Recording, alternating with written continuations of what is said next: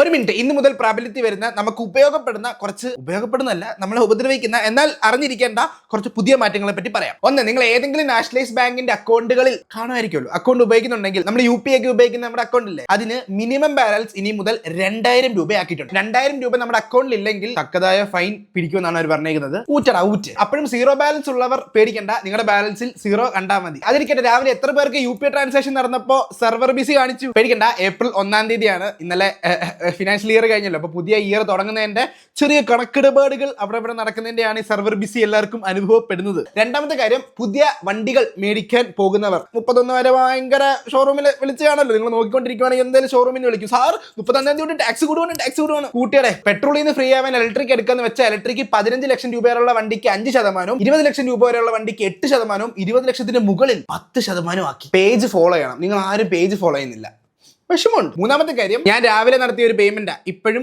കടന്ന് കറങ്ങിക്കൊണ്ടിരിക്കുക. എനിവേ, നിരന്തരമായി റീചാർജ് ചെയ്യാതെ ഉപയോഗിക്കാതിരിക്കുന്ന ഫോൺ നമ്പർ വെച്ചാണ് നിങ്ങളുടെ UPI നിങ്ങൾ തുടങ്ങിയിട്ടുണ്ടെങ്കിൽ ഇന്ന് മുതൽ ആ UPI അപ്രത്യക്ഷമാവുന്നതായിരിക്കും. ഗവൺമെന്റിന്റെ പുതിയ റൂൾ വന്നിട്ടുണ്ട്. ഈ തട്ടിപ്പും തരികിടയൊക്കെ തടയാൻ വേണ്ടി പുതിയ റൂളാണ്. ഉപയോഗമില്ലാത്ത UPI ID കൾ, UPI നമ്പറുകൾ ഗവൺമെന്റ് തൂക്കിയെടുത്ത് വിളിക്കളയും.